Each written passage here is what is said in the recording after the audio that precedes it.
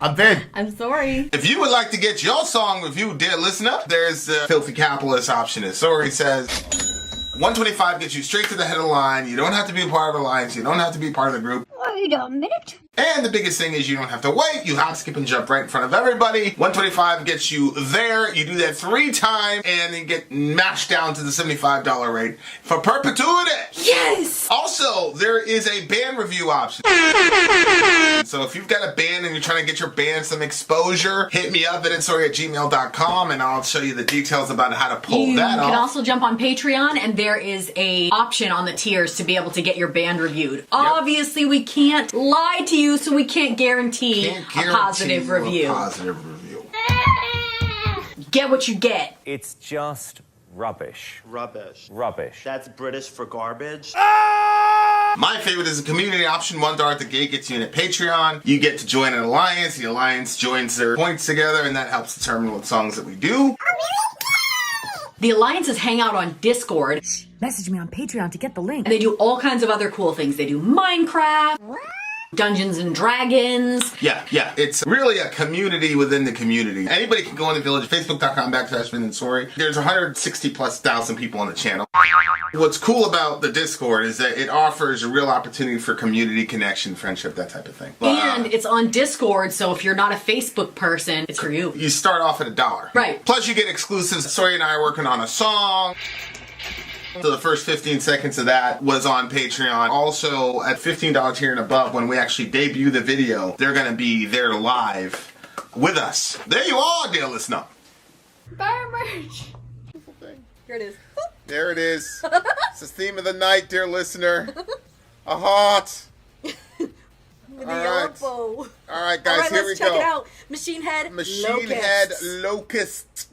Locust, plural, Yeah, or plural. singular? Plural. Locust. They come in swarms. Swarms.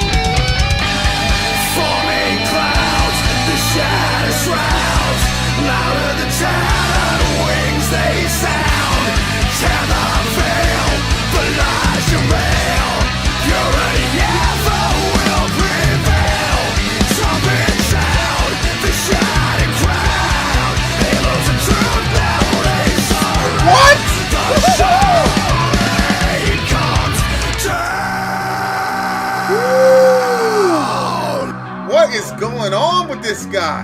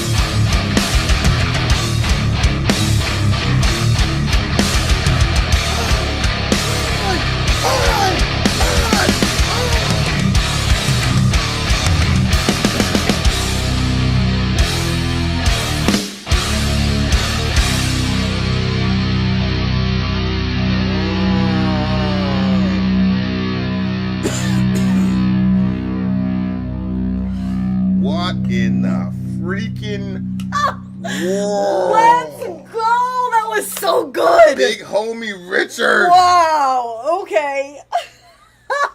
I'm going to show you, I think it's Amos 1 Yeah? in the Bible. I mean, it's basically, even down to when he talked about the crown and everything being broken. What? It's pretty crazy. What do you mean? Show me now. I had verses too, but it wasn't those. Oh my goodness. Okay, you Good pull up- gracias, good gracias, you pull up good yours gracias, while I good pull up gracias, mine. good gracias. So, Wait, no. Ah! We'll get What? we'll I'm so excited. get to where you want to get to. Well, what is it that you want to get to now? Okay, so you seem to enjoy that song. I loved it. It was heavy. It just the vocal style changes in it, and then when they like dipped off and did the angel candle part, I was like, what? That like blew me away because I totally didn't expect that, and it was just super fitting because I was picturing the 10 plagues of Egypt with the locusts, Yeah. and In Amos 1, there's a locust army coming in, and they're all well ordered and everything, and obviously the locust army is metaphor for actual soldiers and the king and all that. And in the book of Revelation, there's a guy named Abaddon, and he's a locust, but he's a locust king. He has a crown. So yeah, I was like, what is this dude like? And the song ended positively. If you look at the third verse, it was a very positive, like that we would overcome all that nonsense. So I was just blown away by the thingamajiggy here. I'm gonna look. where is it? I'm gonna that's look at. the I'm gonna chorus. find the lyrics here. Yeah, because I'm like, I actually didn't get that people were gonna survive. Yeah. Like we overcame it. I'm in just the song. seeing. Really? Well, we'll see. Yeah. We'll see. We'll see. I'm not seeing that verse. Okay, I'm gonna just while you're looking that up, I'm just gonna say these. Okay, so it made me think of the 10 plagues of Egypt. That's a pretty crazy story when you sit down and read it. But it says the locust came. This is Exodus 10:14 through 15. The locust came up all over the land of Egypt and settled on the whole country of Egypt. Such a dense swarm of locusts as had never been before and never will be again. They covered the face of the whole land so that the land was darkened. And they ate all the plants in the land and all the fruit of the trees that the hail had left. Not a green thing remained, neither tree nor plant of the field through all the land of Egypt. But so that was like, okay, the locust thing, like here they come swarming in. And as a kid, we used to watch these cartoon depictions of this like tragedy as these locusts were coming in, and you saw it in all sorts of different cartoon versions because that was like one of the only things we were able to really watch. So anyway, there's Which explains other why you didn't know who Jack the Ripper was. We could tell. right. We didn't watch that, but so there's this theme of the locusts and what happens there, but then there's another theme that's throughout the book of Exodus where like I'm just going to read just like 2 or 3 verses. Then the angel of God who was going before the host of Israel moved and went behind them, and the pillar of a cloud moved before them and stood behind them. So there's the angel of God, which is Jesus, and he goes in front and behind them or above them, and he protects them. And then there's another time where it says, but on that day I will set apart the land of Goshen where my people dwell, so that no swarms of flies shall be there. And then another one where, but the Lord will make a distinction between the livestock of Israel and the livestock of Egypt. So like basically God was protecting, through the angel of the Lord, was protecting his people. And so when it hit that point in the song, like, it was like those swarms of locusts, like, I was like vibing with the swarms are coming in, blah, blah, blah. And then when it got to that part where it went into the candle and it said something about the angel, where is that part? It just blew me away because it right there. Because it was like so crazy, bleeding from my eyes. This plague is set to erase us, bleeding from inside. These vermin can't infiltrate us. And then Faith appears and holds a candle, Hark the Angels Sing. And obviously, Hark the Herald Angels Sing, that song we sing at Christmas time, and that was for when Jesus is coming. Yeah. Glory to the newborn king is the next line. I don't know what to tell you, dear listener. It's there. Okay, so what is this Amos passage? Well, what a cool song. This song blew me away, man. This song blew me the frig away. All right, so I'll just start from the top. Sweet caress grazes my skin. It's loveless, these hooks sink in. Behind an angel's disguise, an insect prays. When was this written? Scroll down. What year? 2011? 2011? What was going on in 2011? Interesting. Okay. Mandible cuts like a knife, the reckoning. Forming clouds, their shadow shrouds. Louder the tattered wings they sound. Descending down. So it's like they appear to be an angel, but in reality they're a locust.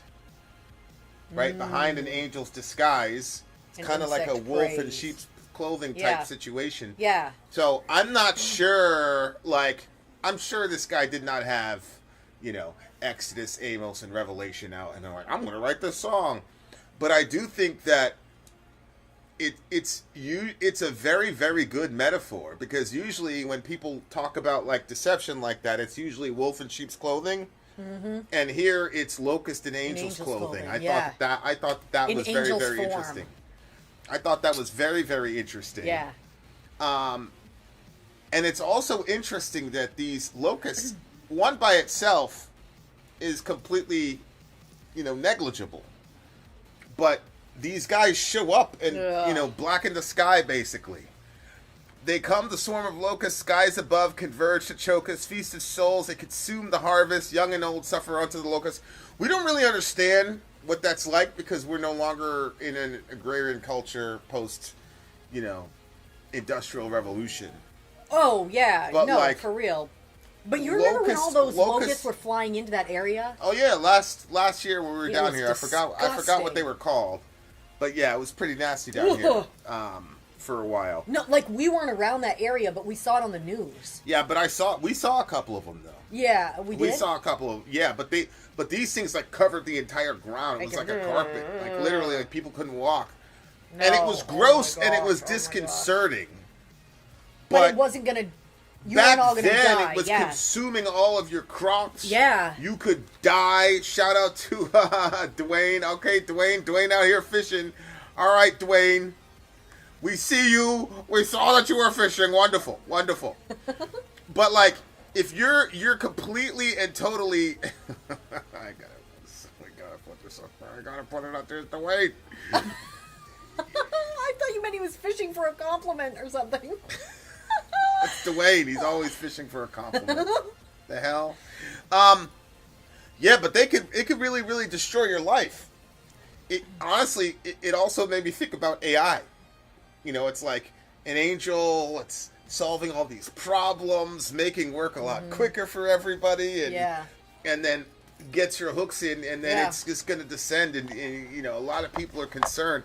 Not even necessarily that it could take over and become conscious, but just our voluntary dependence on it. I think the big thing that is concerning to me is not that the AI is going to become conscious and take over us, but that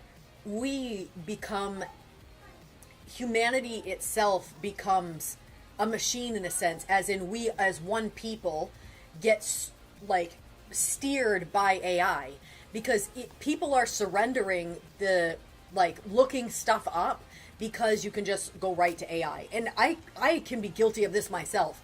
There are some times where I check the links that the AI gives me, but there are other times where I'm like, that's what ChatGPT said. And I think that that's like a major problem because there's going to be whole hosts of people. Like there was somebody that was doing like, it was, I'm not sure if they were like, they switched it up. So they were asking ChatGPT questions, but they were telling ChatGPT to defend a certain position. Yeah. And making it look like that was what it was saying as the basis of truth. Yeah. Yeah, you can, this is where it got positive, though, Missy. Is it the angel part? No, look, louder the tattered wings they sound, tear the veil. Listen, the lies derail. Purity ever will prevail. Trumpet sound, the shattered crown. Wow. Halos of truth now they surround. The charade comes down.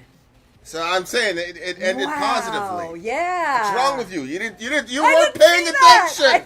I didn't see it. You weren't paying attention. Listen, yeah, the chorus that's so is done inspiring. last. Downly come the swarm of locusts, skies above converge to choke us. It ends with young and old suffer onto the locust.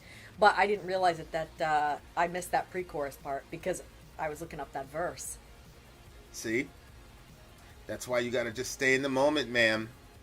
Well, I was pretty excited about that Bible verse, reading it while the song was going on.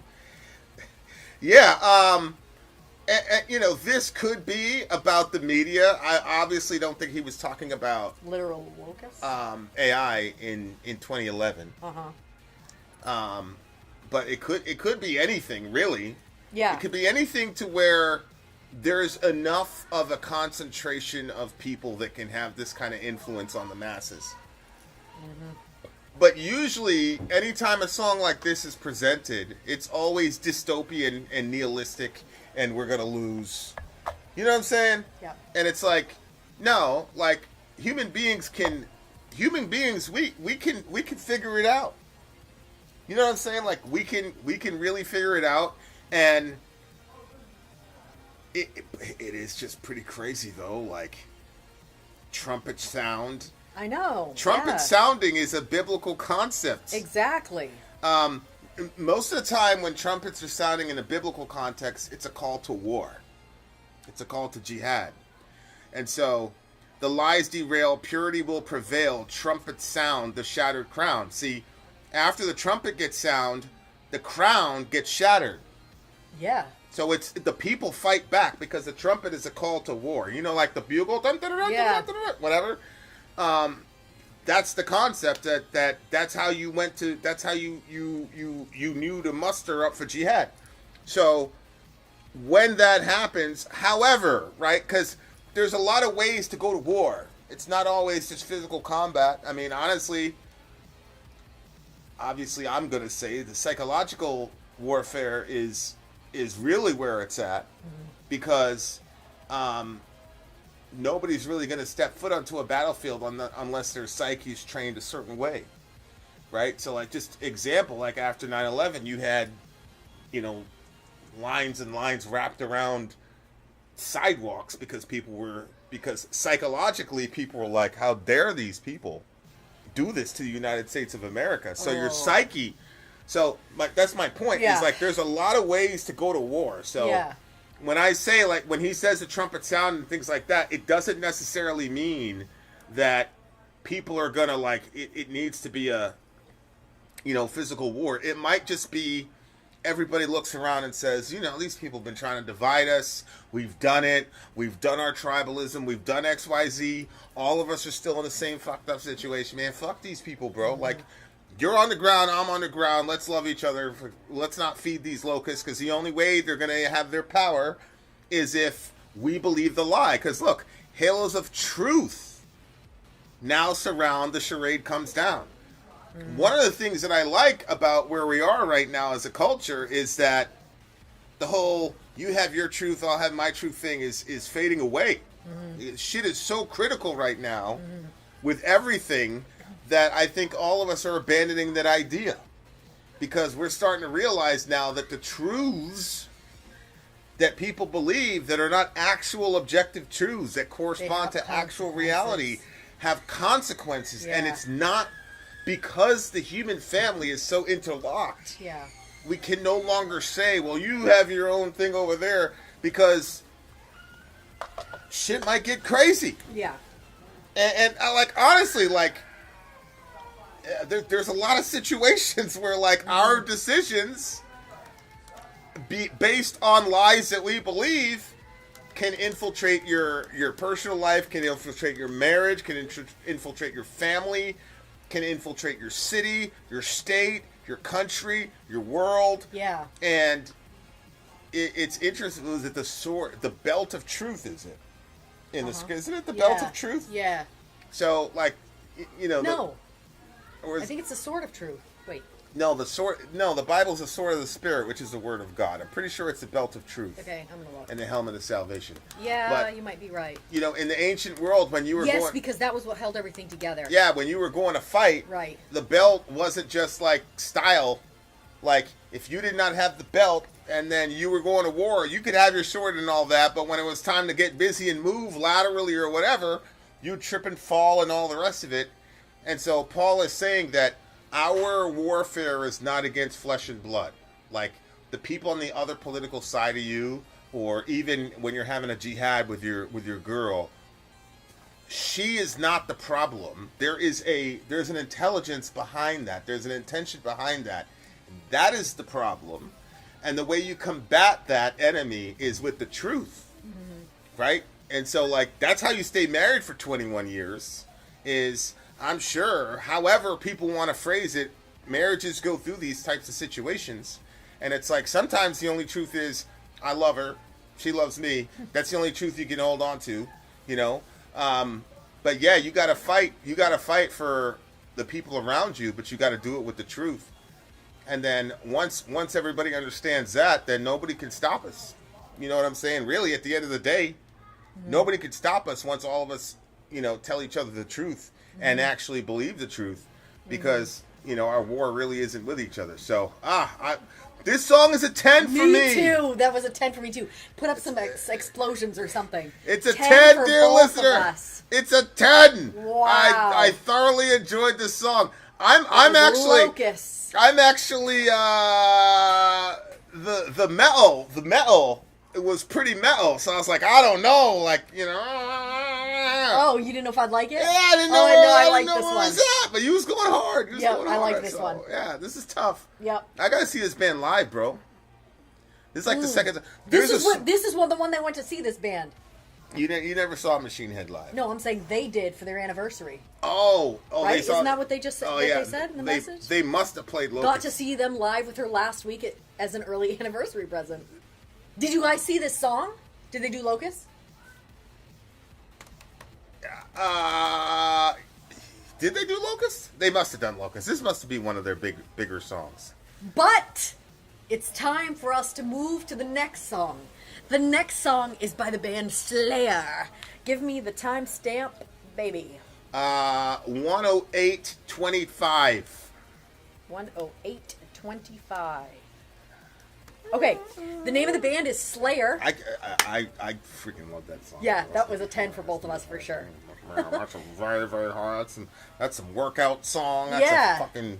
Yep, kettlebells. That's a torn shoulder song. Oh no!